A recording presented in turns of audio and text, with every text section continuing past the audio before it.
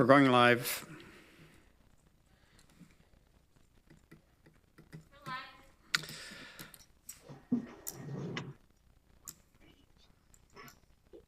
Okay, good afternoon, everyone. Welcome to our Electronic Planning and Works Committee meeting on June the 7th, 2022.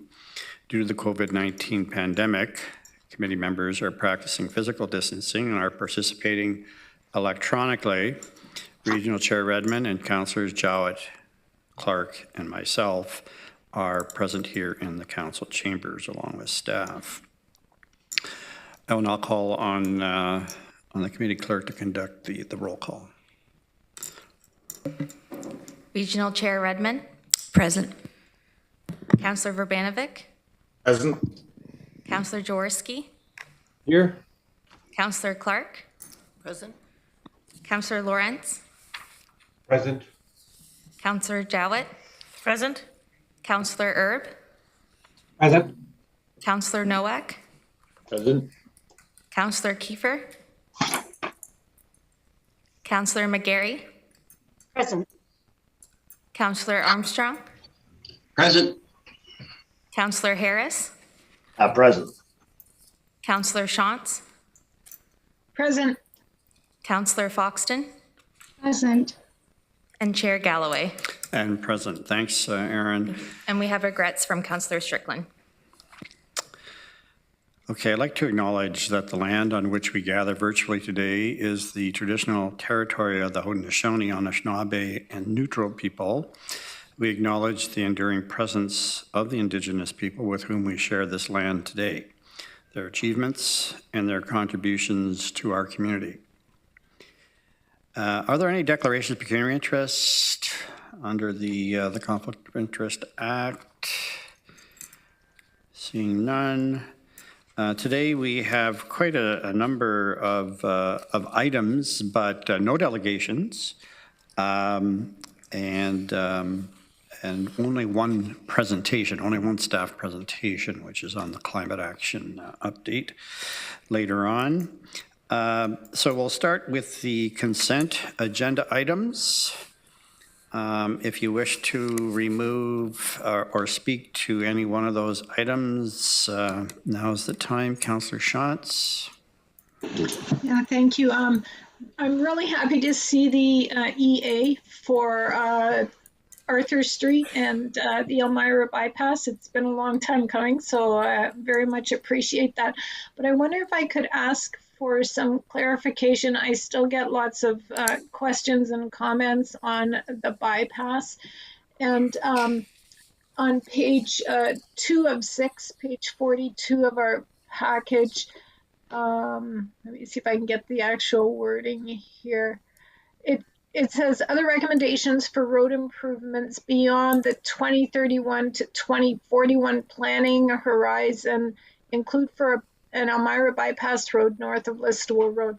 So that's quite a long ways out. Is that etched in stone, or will part of this study be to look at the timing of that? Mr. Vandeker. Through you, Mr. Chair. Excellent question, Councillor Shantz. That's what's currently in the current transportation master plan for the timing, based on the need that was addressed during that when that last master plan was done in 2018. We will be starting a new master plan this year, and that will do another look at the timing of all projects, including this bypass. But this project as well specifically will also look at the timing for the need of that bypass as well. Okay, thank you. I don't think I'm on that committee, but I would certainly like to have input into that piece of it if that's possible. Thanks. Sure. So Councillor Shantz, when you said it was etched in stone, it's probably etched in sandstone. So so we need a good storm is what you're saying. Well, the capital forecast, of course, is reviewed every year, and projects do get moved around. But first and foremost, of course, it has to have its EA. So that's what we're doing here today, and I anticipated that you would have something to say about that today, because you had I a lot am to say very about it in the grateful to past. see it. So. Okay, thank you. Okay. Seeing no other questions on the consent agenda, can I have someone who will move the consent agenda? Councillor Rentz, and seconded by Councillor Nowak. And if you could use your icons to vote accordingly to approve the consent agenda.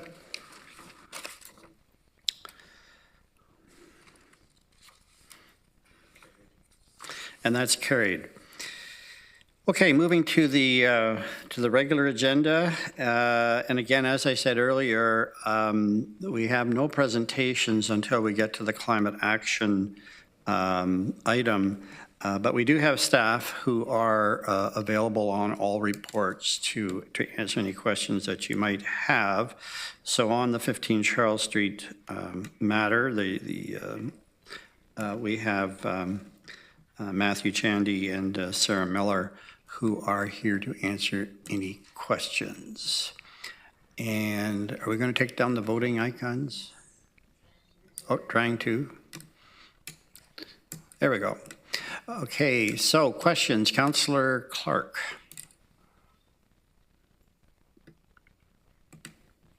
Sorry, I have too many buttons to press. Sorry. Just confirming, we're talking about the terminal at this point, or am I jumping ahead? Sorry, Councillor Clark? We're talking about the Charles Street terminal at this point? The Charles Street terminal, Thank yes. you. Yeah. I did have a question, actually. The report references the fact that we are looking at using the terminal as a storage depot for donations for Ukrainian refugees. I'm wondering whether consideration has been given or will be given to use it for storage for people who are homeless. We did talk about this morning, but I was actually going to ask the question even before that.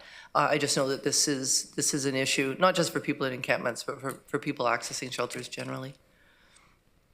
Okay, Matthew or Sarah, I don't know if you've anticipated that question or whether or not you are prepared to respond to it. No, Chair. Through the Chair, we can absolutely take that back and see if that is something else we can look into as far as storage goes on the sites. We'll take that back. Thank you. Yeah, I think that Councillor Clark has a good point, given some of our discussions from earlier today. That might be a potential interim use of the facility as we move forward. This report is here for information. Is there any other questions on this particular item? Okay, seeing none, we'll move on to the approval of the Township of Woolwich proposed new official plan. Mr. Regier is going to just introduce, I understand, or Amanda, are you doing that? I'm happy to give a brief introduction. Okay. So this report is recommending approval of the Township of Woolwich official plan subject to a number of deferrals and modifications as detailed in the report. The modifications relate primarily to official plan conformity and consistency with the provincial policy statement. Staff have reviewed these modifications with Township of Woolwich staff, and they were also in agreement with the modifications in the report. So the Township of Woolwich did adopt the OP in the fall, subject to significant review and consultation. And we will also be revoking the previous official plan as part of this recommendation. So putting the new official plan into effect, subject to a notification period, and revoking the previous official plan. Okay, thanks, Amanda. Questions then of Ms. Cutler? Councillor Shantz. Excuse me, I'm happy to move it. Okay, you're going to move it? And seconded by Councillor Armstrong. Any further questions? If you would then vote accordingly with the your icons.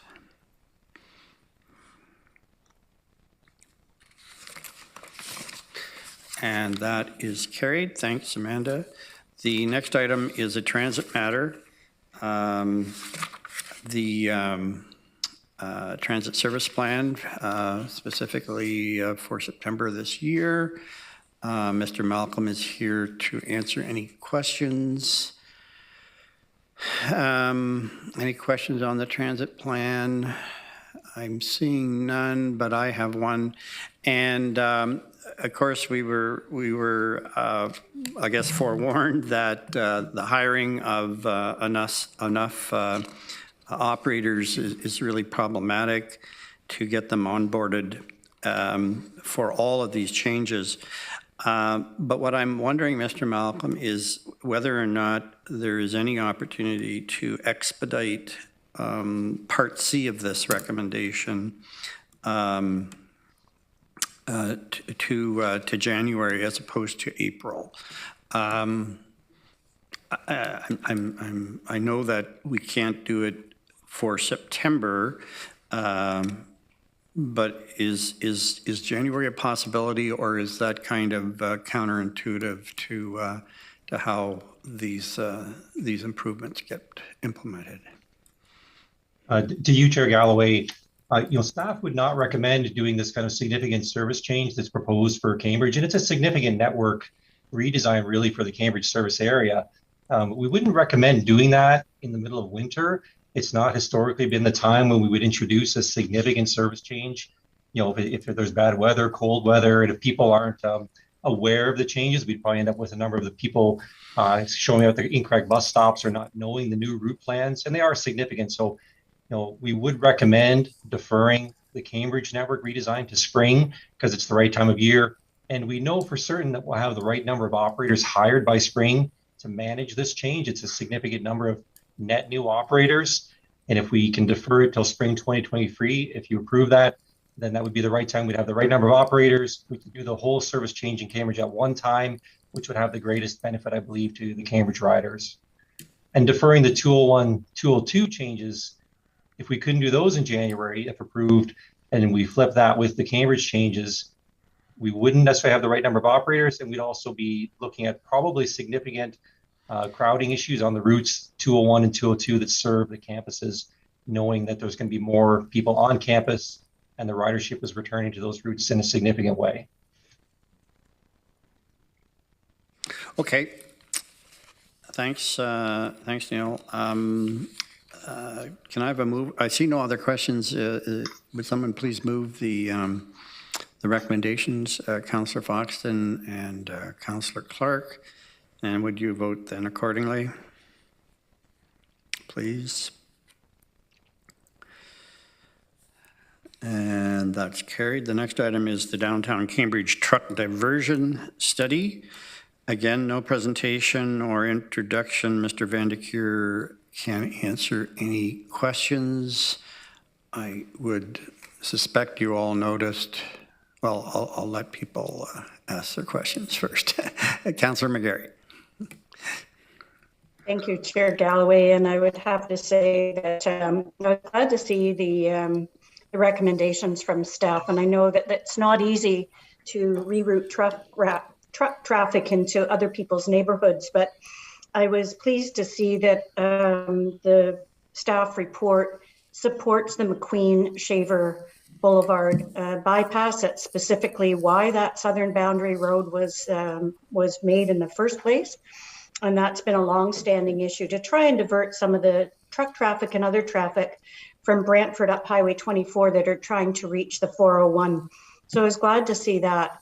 I was also very pleased to see that, as we have suspected, that an increase in truck traffic will actually then meet the warrants needed for a sound barrier wall for the residents along McQueen-Shaver Boulevard area as listed in the report. So I think this goes a long way to resolving some of those issues.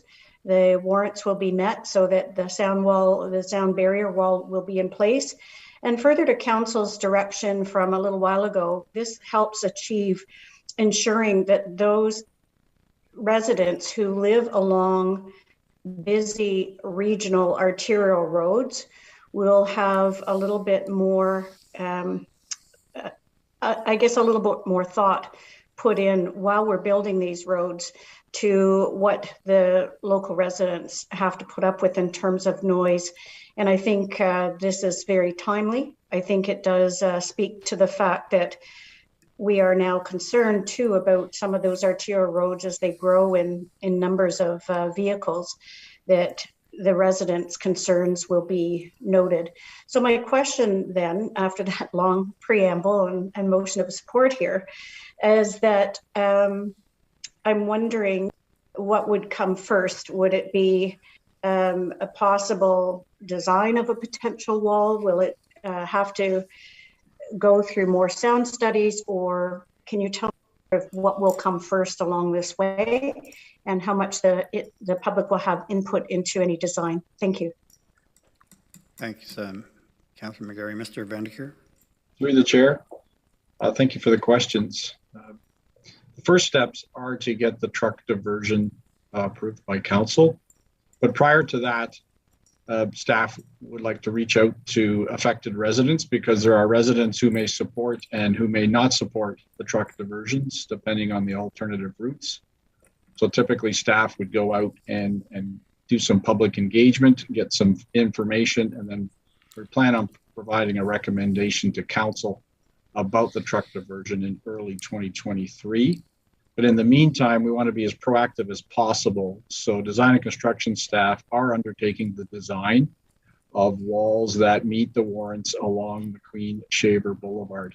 And they are trying to confirm the limits of those walls as well, because it's possible that not every single home would qualify and meet the warrants depending on its distance from the road. So staff are going to be working in parallel with the truck diversion study, so that, should council approve the diversion in early 23, staff could jump on it as quickly as possible and include the walls for Franklin Boulevard as well as McQueen-Shaver in the same tender, and hopefully out for construction in 2023. Thank you very much. And I think that will be more clear to the viewing public that more work will be done here. And I think that most will sort of see this as a benefit. And I also wanted to add my sincere support behind diverting this number of trucks out of the downtown Galt area. It's not just the BIA district and the businesses that are affected, but there's a great many people that live along that truck route, either above the stores and the businesses or along some of the residents where these trucks tend to lumber along. And the last thing I will say is that loud, noisy trucks very close to sidewalk really deter pedestrian and bicycling traffic. So our active transportation routes will be much better served with far fewer trucks on them. So my congratulations on this report, and I'll be fully supportive. Okay, thank you, Councillor McGarry. Councillor Shantz.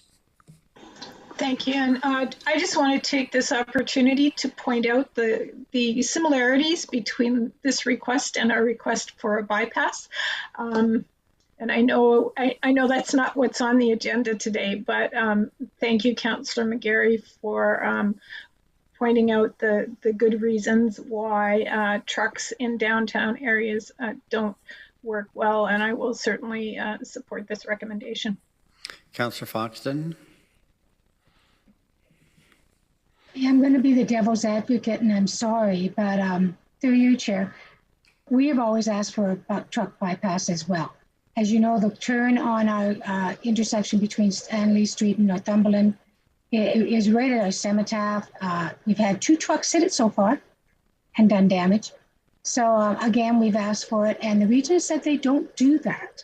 So just saying, thank you. Okay, the report is for information. There's no recommendation. Seeing no other questions, we'll move on to the next item, which is the posted speed limits in school zones.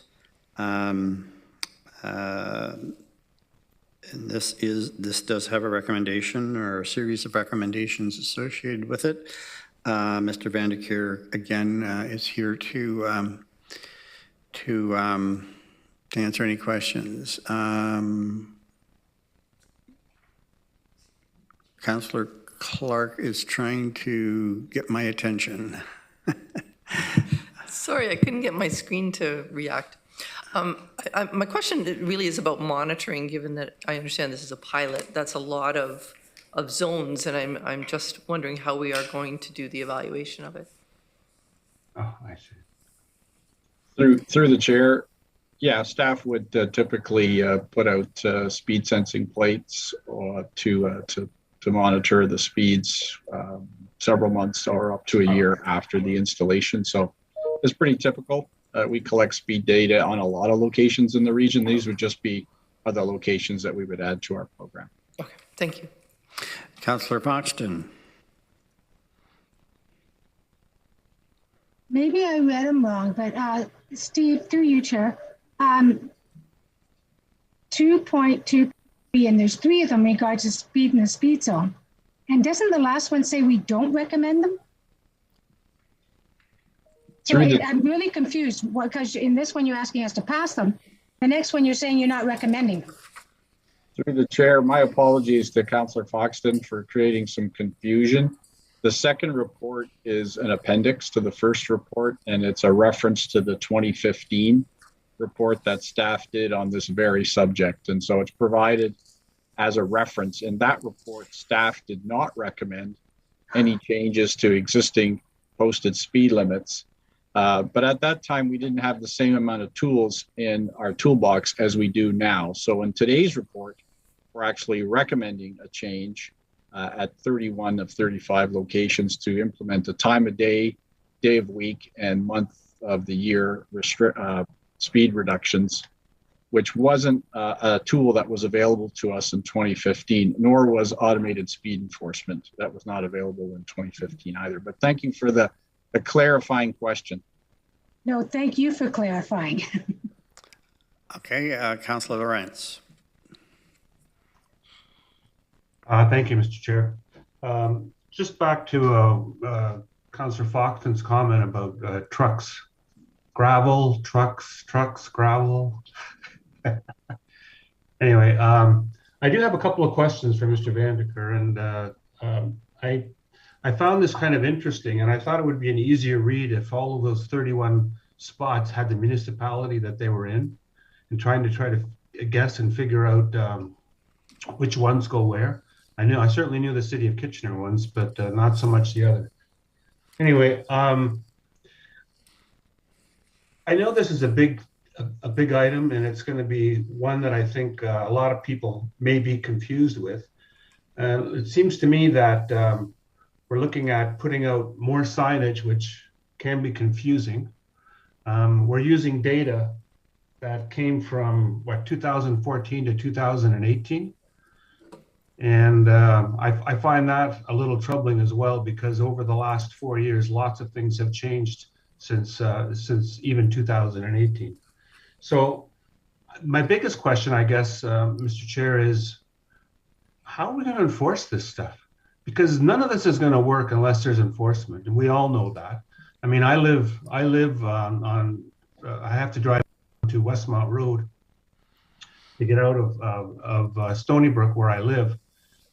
And you know yourself, Mr. Chair, the traffic there is horrendous. They come over that hill at Gil, and they come flying. We've had a couple of bad accidents over the last couple of months. A little boy was knocked off his bicycle at Greenbrook and ended up going to the hospital. So it's a bit of Mad Max out there, and I don't think putting up signs to tell people to go another 10 kilometers slower, which would put them in about the 50 to 55 kilometer an hour range, without enforcement is going to work. And I mean, I see it every day. Cars zipping by, but the only way they're going to deal with it is either through photo radar, which we have, and I'm wondering if we could get an update at some point on how that is working out. But really, my concern is how do we enforce all of these changes in 31 different places? And to me, that's a big number. Steve? Through the chair, yes, it is a challenge given the resources available to police services to enforce the speed limits simply done through a sign. And yes, ultimately the plan would be to expand the automated speed enforcement program so that it covered off, I guess, eventually all of these locations. It may take some time, given that we have to overcome some of the challenges, the bottleneck challenges with processing. So the other tools in our toolkit are when we reconstruct some of these roads, we will look to implement things that will discourage higher speeds. Of course, during COVID, there was lower volumes, so which tended to make the road seem more open. So there was more instances of stunt driving. But as volumes pick up again, we'll be looking as part of new reconstructions to see where we can take some opportunities to look at actually balancing roads by removing driving lanes and or implementing things that'll make the road feel narrower and more restricted to the drivers to encourage them to drive slower. But other than those two key items, changing the road cross-section or implementing automated speed enforcement, the tools in that toolbox are admittedly quite low. And covering off on your data, 2014 to 2018, that's correct, right? And I think that the next report, you look at data from 2010 to 2014, which is over 10 years old in some cases. Is there no way that we can get more current information and to make better decisions on that? Through the chair, historically, other than, of course, the pandemic, traveling speeds on regional roads are fairly stable over time. Through our experience, they don't change much over time unless the road cross-section changes significantly or if traffic volumes change significantly. So staff are confident that those are fairly steady over time, but we'll be collecting new data in the future as well, particularly when we're following up on these pilot locations at the end of, at least after the first year for sure. Okay, thank you. Councillor McGarry. Thank you, Mr. Chair, and through you to Mr. Vandekeer. I'm glad to see this report is out, and I do understand that there will be, through the pilot project, that there will be lowering of speed limits by time, day, and month. I'm just wondering how this is going to be relayed to the driver. Through the chair, there will be signs posted, but staff may also consider as part of an upcoming educational campaign to get the word out to the driving public that some conditions will be changing in school zones. But initially, we'll be trying just to get the signs up toward the start of the next school year, the 22-23 school year. And if I may, Mr. Chair, with another question and a comment. I understand that the pilot project will test that by time of day, et cetera. But I know that there's been more success in parts of the US, for instance, where they use very large signs and bright flashing lights at a human scale. Apparently, there's not as much success with programs that actually limit the 40 kilometers per hour, the school zone speed to time of day rather than all of the time. I think that there's less success there. So I want to ensure that we're going to make this as successful as possible. And might I suggest that the student transportation of Waterloo region be involved in how this will be managed. They've done a very successful role in several school districts throughout the Waterloo region to enhance some of the signage, the lights, and the awareness. It's a school zone, including, I don't need to tell you what they are, but certainly some of the radar signboards, painted school zone on roadways, etc. But I'm just, I'm concerned that the pilot projects may not have enough to them to really see a change in driver behavior. And I also just wanted to make a comment about the rural zone. And I know this is a, this is a pilot project that will reduce speed on the more rural components of our region by 20 kilometers an hour. And although it has been determined that speed hasn't necessarily contributed to pedestrian or cycling collisions, it certainly does change the level of comfort that families have in taking active transportation to school. certainly we're still trying to encourage active and safe route to school. I know that myself and other regional councillors have been involved in those days where they've been bringing awareness to the school population. We've been out there and, encouraging those that are walking and cycling to school with, a high five as they move into school. But I am concerned still that even though a school may be on a much busier road, I'm still concerned about the speeds. I will draw your attention to a municipality just north of Kingston near Linwood, I think it is, where it is an 80-kilometer-an-hour roadway. It reduces the speed to 60 for a short time, and then it is actually posted at 40 in front of the school zone. And I would say that in conversation with some of the residents around there, most of them do really comply in that way. So they've encouraged, more comfort for kids riding along the shoulder in order to get to school. So I guess my last question is, could you please ensure that the student transportation of Waterloo Region is involved in some of the rollout, and so that we can ensure that this is successful? And certainly I will be very happy to help amplify some of the messages as we roll these programs out, in order to make sure that we can get everybody to and from school safely, and that all road users at the end of the day go home safely. Will do.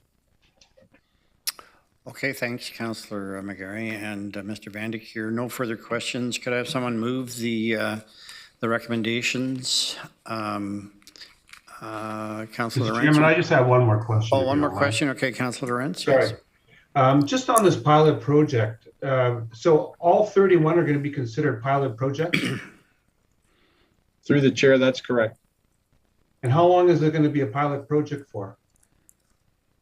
Staff can report back in increments of 1 year and 2 years to see what results that we're getting. And then we can provide a recommendation to council regarding the continuation of the pilot, or if the signs should be made permanent. So all the old signs that are out in front of school zones on regional roads are coming down, and this new sign is coming up, or are you just adding more signs? We'll be replacing the existing signs with new signs. Okay, and how long is it going to take from start to finish to do all of the signage, change over, and put this pilot project into place? Do you have any ideas, Steve? Should be in place by this school year, coming up. Really? And just on the enforcement piece again, so Waterloo Regional Police are familiar with this and they support this? Yes, we've been involving them through our coordinators group. So they're well aware of this, and we'll ask them to do more targeted enforcement in those areas. Okay, and when you start this program, and I think Councillor McGarry had asked that question, but how are we going to notify the motoring public? Are we going to have some temporary signs that go up to say that there's been a speed reduction and that kind of thing, or are we just going to put them up there and expect people to see that it's different? I think Bob Henderson's on this call. Bob may be able to assist me in answering that question about whether there'd be any temporary signs added in advance of the new speed limit signs. Bob? We can certainly, through you, Chair Galloway, to Councillor Lawrence, we can certainly put up information signs before the rollout of all the new signs, advising the public that changes are coming. It's not atypical to advise the public in advance of changes to traffic control, to provide some information signing to warn them in advance of the change. Okay. Very good. Thank you very much. Or would we use, Bob, sometimes you see the new kind of button put on signs when things change. Would that be another way of when a new sign goes up, you put the new thing on top of it? That's certainly a sign we can consider in addition to the information signs that we would put out. Yep. Okay, thanks. Councillor McGarry, did you want to move it? Yes. Is that what your hand is, or you want more? Yes. No, I wanted to move it. Thanks. Okay, moved by Councillor McGarry, seconded by Councillor Shantz. If you would vote then.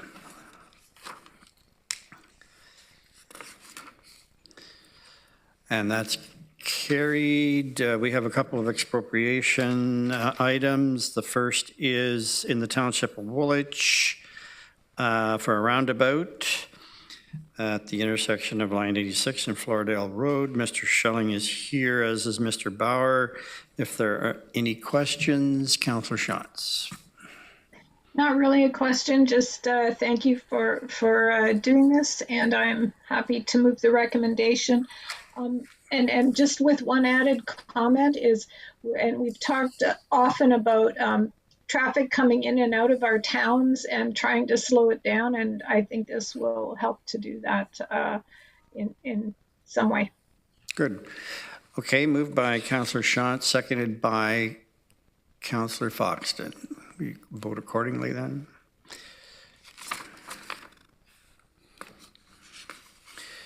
And that's carried. The second expropriation item is in the City of Cambridge for improvements of Dundas, Hespeler to Franklin, and on Main Street, Chalmers to Franklin. Again, Mr. Schelling and Mr. Bauer are here for any questions. This is to approve the expropriation. Councillor McGarry, going to move it? Thank you, through you, Mr. Chair, and I'm delighted that the work is continuing along here. I'm very supportive to see this work accomplished and better, safer roads for all. Just a quick question about coordination of the project, and it's going to be not great for the residents around there while we're undergoing this construction. Short-term pain for long-term gain, as they say. But I'm just wondering if there's a good amount of coordination along with the City of Cambridge to ensure that there will be minimal disruption to these roadways as possible, and that it'll be coordinated with any other work that the City of Cambridge may be undertaking along these routes. So I guess that's the message to staff. Sounds like a question for Mr. Bauer. Thank you. Yes, through you, Chair Galloway. Absolutely. Our project manager has been coordinating all of the timing and scheduling of this work very closely with City of Cambridge staff, including some city projects that are also happening in that general area. So it's all coordinated and set up to provide for detour routes around each of the respective construction areas and try to keep traffic moving as best as possible throughout the construction period for both the city and the region projects planned. Thank you so much. Thank you, Mr. Chair. Okay, moved by Councillor McGarry and seconded by Councillor Jowett. Vote accordingly then, please.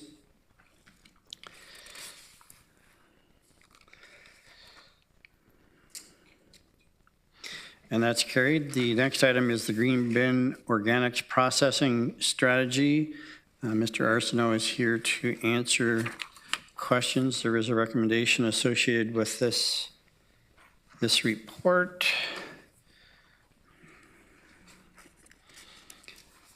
An arrangement with the City of Guelph. Councillor Lawrence. You're on mute, Jeff.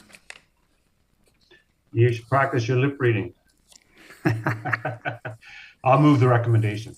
Okay, moved by Councillor Lawrence, and Councillor Jaworski will second it. No questions, so would you please then vote accordingly? And that is carried. Okay, the next item is the Region of Waterloo Climate Action Energy Transition Progress Report. We have a staff presentation. I don't know, Mr. Regier, my script says Mr. Regier is going to introduce this. Is this? Okay, so Kate, you're going to introduce it. Oh, there's Mr. Regier. Who's doing what? Who's on first? Kate Hagerman can introduce it. I think she'd do a great job at that. Okay, go ahead, Kate. Yeah, perfect. Thank you for the opportunity to present today. What we're going to do is present on the report that's before you. It's a substantial update on the work that's been underway. It discusses all of the work that key departments have been able to identify as work that needs to be done, as well as how we will be working together as we transition and try to achieve our low carbon future and our resilient future for the region. The report summarizes what we know to date and also the sizable amount of work that's ahead. And so I'm going to pass it over to Kate Daly to speak to the report.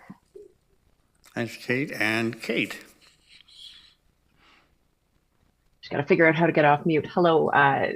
As you said, I'm Kate Daly, and I'm here with Kate Hagerman on the Climate Action and Energy Transition Progress Report. And I'll try to make this speedy for you at the end of a long day. Everyone is seeing the slides themselves. Yes, not perfect. So we always like to start with a reminder that the region's climate transformation is really key to achieving our strategic priorities, and not just on environment and climate action, but all of the others as well. And I think that does come through in this report and certainly others you've had in the past. Our key messages today, really accompanying the much larger text in the report itself, is that the context of municipal work is changing really rapidly. And the future that we're building our community for is very different than today, than what we have now. And so the region needs to transition its operations to help the community to thrive in a low carbon global future, while also experiencing the effects of climate change. Just as a bit of a refresher, last year around this time, you were looking at the Transform WR Community Climate Action Strategy, which was endorsed by all 8 councils in Waterloo region last year. And it's really based on 6 transformational changes. Those are the changes that need to be made by 2050 to transition Waterloo region into an equitable, prosperous, resilient, low carbon community. And I know these will ring a bell. We also wanted to draw attention to the fact, as we do in the report, that there are a number of corporate commitments under the actions specific to and under Transform. And so by endorsing Transform WR, Council endorsed a number of specific actions that are part of the region's corporate decarbonization. There's a few highlights here, and I won't read through them, but I will highlight that some are specific to the region's responsibility as a municipality, and some are shared with all of the corporations in the community with respect to how we do business. And that's really that bigger sort of community-wide plan that we were discussing. We did want to take a moment to highlight why municipalities must take action on this. And we're often asked about it because our corporate emissions are equivalent to only about 3% of our community's emissions. And that corporate emissions, our corporate inventory, which we had a report on a couple of months ago, is related to things that we directly control. This list here is from the Federation of Canadian Municipalities. With respect to climate change and the direct control items that municipalities have. Now, of course, 3% is actually, it's a small percentage, but it is actually significant. It's not insignificant when we're looking at getting to an 80% community reduction by 2050. But even more than that, we have other spheres of influence as well. Beyond what we have direct control over, the region has an important influence in setting up the systems in which community emissions are made. And again, with the rest of the FCM list here, some of the big items in the list of things we indirectly control are things like land use, transportation, the creation of buildings, agriculture. So we have influence in different ways over most of the community emissions. And that's really important because, as I mentioned earlier, the future we're building for is going to be very different than what we have now. And sometimes it's hard to imagine what that can look like because it involves changing a whole bunch of different things at a whole bunch of different levels. So it involves people changing their mindsets as well as their behaviors. It involves changes to the global context in which Waterloo region is situated. And as the world transitions to a low carbon global economy, it involves changes to our local context. And that includes both our energy transition off of fossil fuels and changes to our climate. We know that we're going to have warmer, wetter, and wilder weather that we need to be prepared for too. And we're also going to see changes to the infrastructure we provide locally, and of course the technology available and in use to help us with this transition. That's just a big picture look, but we're really planning for a very different future than we have now. And so in light of that, we have our corporate strategy development. We've got a few key sort of milestones on the screen there. The first is that we've identified work at a high level to align our operations with the needs of this future, both for climate change adaptation and mitigation in the energy transition. And that's the report you've got in front of you today. We're going to be working on data review and framework for strategy in our carbon budget, and we're hoping to have that by the end of this year. By mid next year, we hope in time to inform the next budget cycle. We expect to have our corporate carbon budget ready. And by the end of 2023, looking to have kind of that full corporate climate and energy transition strategy compiled to really help us prepare for this new normal and the region's part in it. But we can't afford to wait until the end of 2023 to get moving. The actions outlined in the report really are very time sensitive because the investments that the region makes every year and that you've discussed today and on other days will influence community and corporate emissions as well as the climate risks we experience for decades. And so really, I won't go through the big list of risks we need to avoid by taking action now, but the big picture is that we don't want to spend money now that is taking us in the wrong direction and that needs to be fixed later. The good news is that we know enough to get moving now before the full strategy is in place. So I'm going to talk a little bit about what we know. In terms of what we know about community emissions, and this table is in the report, so I won't read it all out to you, don't worry. There are three key conclusions from taking a look at our community emissions, and those key conclusions are really foundational to the Transform WR strategy. The first is that eliminating transportation emissions is really key to meeting the community's GHG reduction targets. We know that buying a Tesla isn't going to be enough. Our community needs to use a lot less energy for transportation, and fortunately, that'll also improve our quality of life. We also need to switch remaining vehicles off fossil fuels. We've got about half of our community emissions that are from transportation. We know that to get to that 80%, almost all workplaces and homes will need to no longer use fossil fuels to achieve that goal. We also know that aggregate methane emissions from agriculture and waste aren't expected to change significantly by 2050. So that's the premise behind Transform. When we take a look at our corporate GHG emissions, we have a couple of key conclusions from that too. The first, again, on methane emissions. We know that methane emissions are going to remain the most significant source of corporate emissions in the coming decades, and they can't really be eliminated.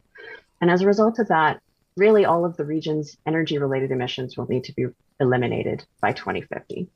And so having gone through, and again, you can kind of see the potential emissions reductions 2030 versus 2050, kind of the scale of them. But we've identified four corporate climate and energy transition outcomes that we need to have achieved by 2050. The first is about adaptation. So by 2050, we need our infrastructure to be de-risked through asset management, works under.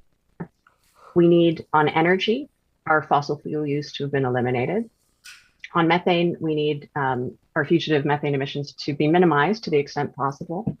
And we also need, looking back to our community influence, or rather our influence on community emissions, that modal shift. We need to have built transportation and transit infrastructure that has enabled the achievement of the modal shift to most trips being made by active transportation. And that's really about setting the community up for success with changes to our transportation system to support those changes in their mindsets and behaviors. So I will go through some smaller subsets of this, but from this assessment, we know what work is ahead because we know it will be foundational to the full corporate strategy. And there's three main buckets in which this is true. Those are based on the availability of technical solutions and how long it takes us to implement them. The report includes more detailed information on each division's work in these buckets, but I'll highlight the high-level items here. So first, in the bucket that's really about reducing emissions and risk quickly, we've got available tech solutions and a short time to implement them, and really, it takes rather a short time to implement them. And timescales are very different across our divisions. To me, a short time scale is really over the next decade. So water services has opportunities they're pursuing to stop biosolids landfilling. Waste is working on significantly increasing community diversion, continuing with that. On asset management, they're working on de-risking for a changing climate by changing our operational protocols. Facilities is looking at all new region buildings being net zero carbon so that we make sure those investments are right the first time and we don't have to fix them later. On waste, there's upcoming opportunities to decarbonize the collection contract. Red River Transit continues to work on programs to advance modal shift, most significantly right now, probably the micromobility program. Fleet is working on zero emission light vehicles, which are commercially available now. And Grand River Transit is, as you've heard, working on zero emission bus transition. So those are things we can do right now, and we can do them fairly quickly to get results by 2030 on our timelines. The second bucket are things we need to start now in order to be able to reach that 20 because we have the tech solutions and we have long timelines to implement. So on asset management, by the time we get to 2050, we need to have de-risked all of our capital assets for a changing climate. Facilities will need to have retro and switched all of our buildings, our existing buildings, off fossil fuels. Grand River Transit will continue to be providing expanded ION and other transit services to support the modal shift. Facilities, looking at providing cooling in all housing units. We know we're going to have up to 60 days a year with temperatures above 30 degrees. And some of our most vulnerable community members need to be protected from those risks. On transportation, a lot of work ahead to transform the mobility system to enable that modal shift by the community. And community planning, this is really connected to that modal shift and the transportation work as well. Looking to build an energy efficient community, and you'll see themes on that in the regional official plan coming up as well. And then finally, we've got those things that we don't have technical solutions available for yet. They have very timelines to implement, but basically we need to plan and prepare. We need to be ready for when those solutions are available. So for water services, that's converting remaining natural gas process energy, as well as reducing community water use to allow for further energy reduction. The airport is working on their plans to prepare for a decarbonized aviation industry. Waste and water looking at renewable natural gas opportunities from methane, again, as our energy system is changing dramatically over the next couple of decades. For fleet, zero emission medium and heavy duty vehicles, which aren't ready right now, but are expected to be ready in the next many years. And for waste, looking for opportunities to capture more fugitive methane from landfill. So I'll try to make this last bit quick here. There is the financial implications section of the report, which has a more specific table. But just to note that I've tried to do a little visual representation here. The size of the circles you're seeing show the relative size of the item in the 10-year capital forecast. The colors and the numbers, the number of dollar signs in each shows the expected cost impacts on the 10-year capital budget of these changes for that new normal. So sort of under 25 million, 25 to 50 million, or more than 50 million. And I'd encourage you to take a look at the table. But really what we see from this generally is that the items with bigger capital budgets are in most cases the ones that are going to need more resources for this climate and energy transition. And they'll require the most investment under these new costs of doing business. And I know that's been a theme in your meeting today about what future projections for providing the services we need are. So this is an attempt to capture the climate portion of that new normal. So in terms of next steps, we'll be building staff capacity, implementing a governance structure and a detailed work plan. The governance structure is Appendix A of this report to take us to 2024. We are working on an interdepartmental climate ask for the 2023 budget, as we did last year, as well as developing a framework for the carbon budget and climate transition strategy, and continuing with this time-sensitive work that we've been discussing across the organization. So again, the key takeaways for today: the context of our work is changing rapidly. The future we're building for is very different than what we have today. And the region is preparing to transition its operations to help the community thrive in a low carbon global future while experiencing the effects of climate change. So the region's ready to move forward with that time sensitive work to really set the organization and the community up for success. Thanks so much, and I'm happy to take questions. Okay, thanks, Kate, for that. It was really a comprehensive and well done report. And there are some questions. Councillor Foxton. Thank you, and through you, Chair. And well done, Kate. It was a good report. We sometimes get feeling like the region's all painted with one brush, but it really isn't. There's different types of 7 communities within that region.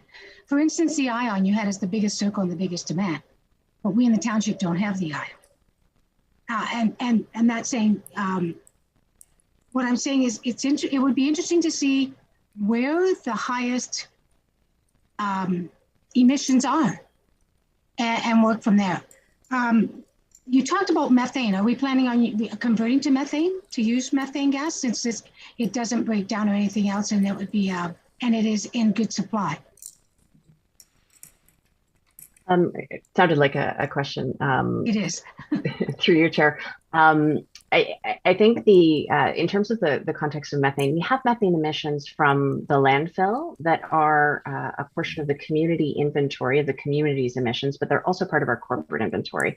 And Waste works really hard to kind of maximize what they can capture so that it doesn't escape into the atmosphere and contribute to climate change and other issues. And so I think part of that longer term vision around methane is, what can we do with that resource? Because in addition to having, costs and services we need to provide, we also have opportunities that are going to come up with the energy transition.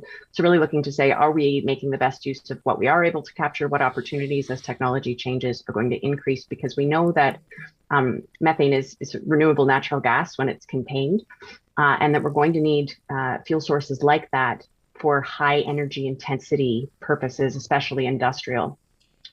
Through the other side of the energy transition. So really kind of looking at those opportunities to make the most of that resource, both financially and for energy purposes for the community. Well, that's a good thing. My husband worked on that when they first discovered it, and was part of the filtration. He always wondered why we never tapped into it before. And I'm going back, 30, 40 years? And he was always wondering why we didn't use it before. And again, transportation. North Dumfries has no transportation from the region, so it's all vehicle transportation. Even busing services to North Dumfries, which would be nice, wouldn't probably meet the need, because North Dumfries is a route that people drive through to get to the 401.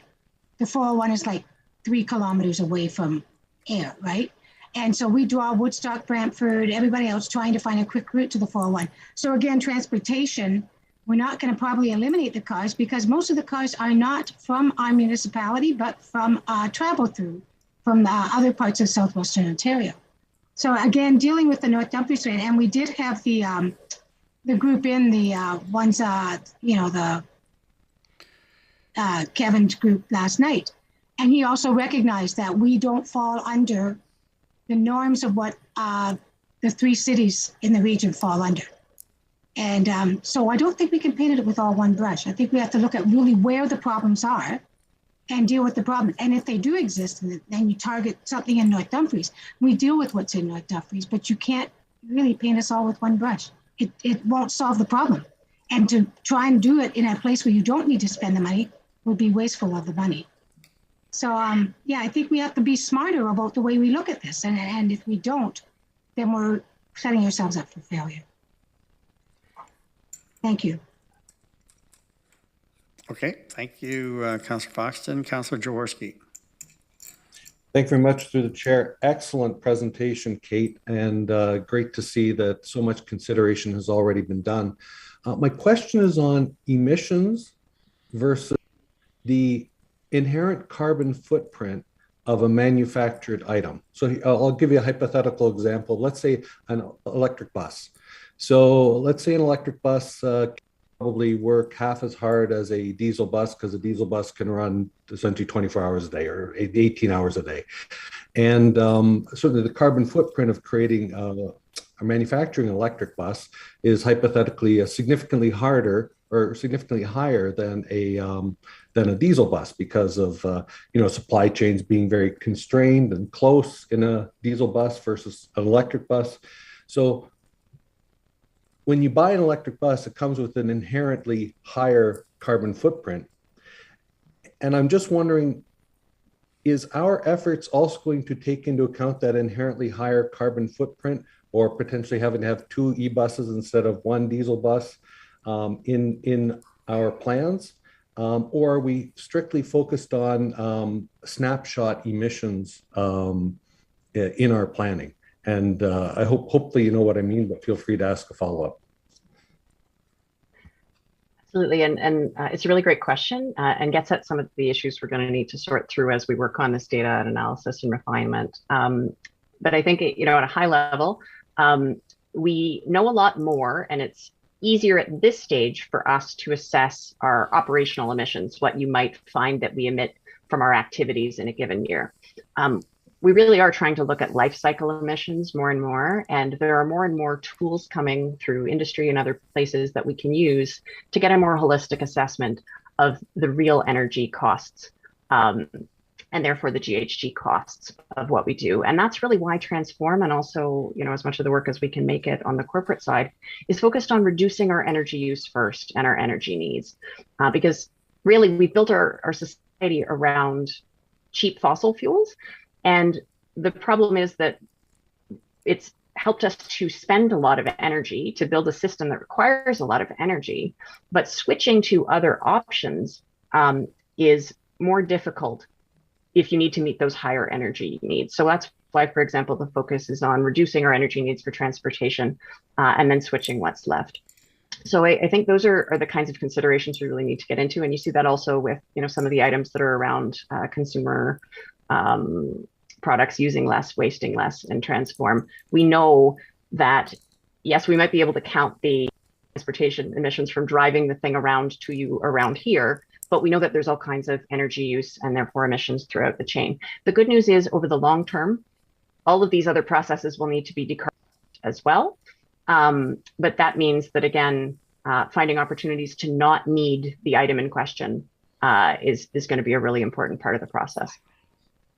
Thank you. And then in things like construction, as an example, would you eventually foresee that through our purchasing department that there would be the carbon footprint of construction being taken into account through that? Because you think about concrete, right? One, it has longevity, but two, it has a much higher carbon footprint.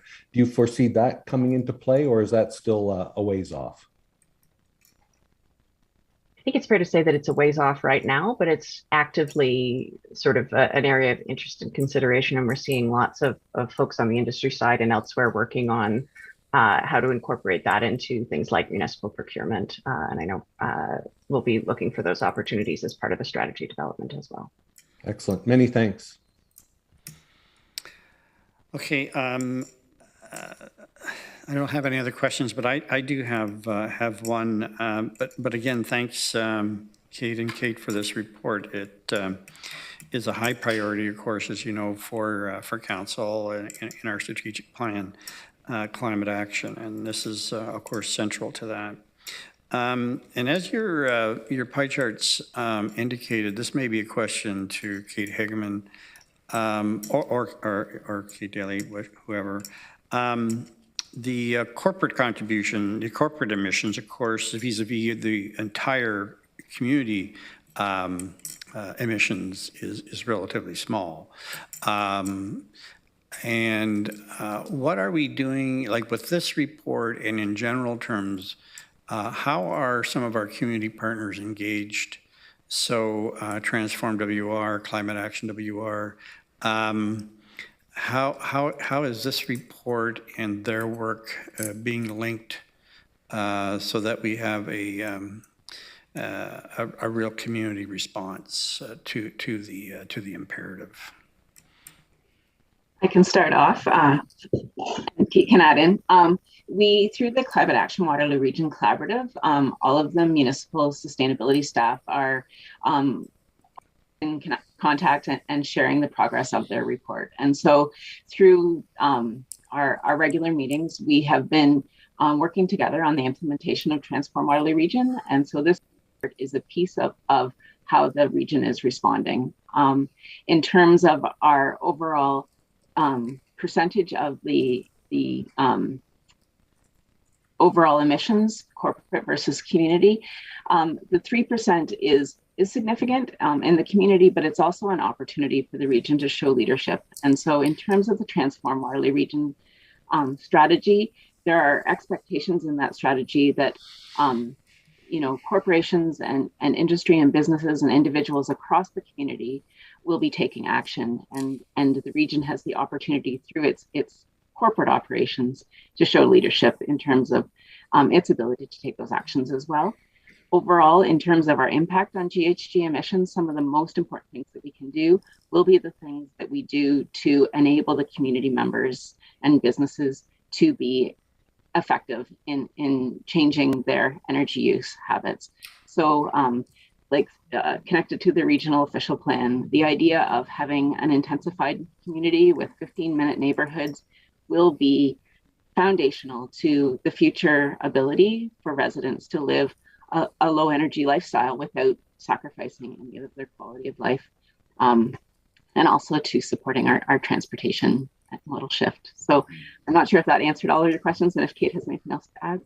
Those are my thoughts. Well, what I was, yeah, that's good, Kate. But one thing I wanted to draw some attention to is that when we adopted the Transform WR 50 by 30 recommendation, they also made it clear, as have others, that they really want to be involved in our work and be of assistance, not to be a deterrent, but or to be a nag, but actually to be of assistance. So I just want to make sure that, to the extent that we can, we're engaging with them in that objective.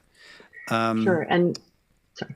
Go ahead, Kate. I was just going to say it's worth highlighting that we are doing some exciting work through the Climate Action WR Collaborative as members of the Tamarack Institute's climate cohort, looking at sort of climate injustice.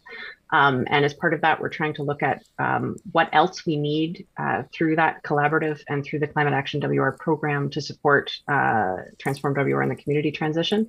And particularly trying to get at the middle of not just kind of public engagement, set up a booth, put out an ad, not just kind of the municipal end of the collaborative as we're all working together to do the same things, but in between sort of the community leadership side, who are the other leaders in the community who need to be around a common table on this, as well as those engaged community members who are already active and enthusiastic, and how can we, best make use of their energy and enthusiasm. So we'll be looking forward to insights from council and others as that work progresses.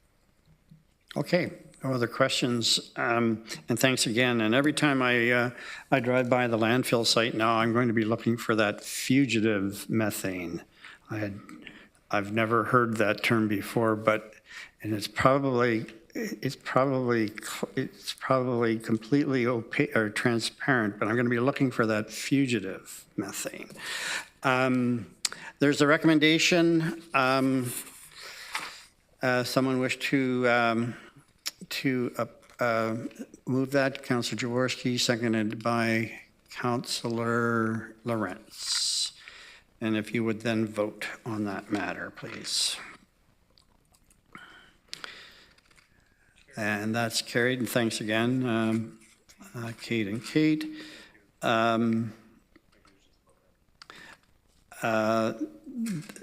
Any other business to bring to the meeting? Next meeting is August the 9th. And now a motion to go into closed session.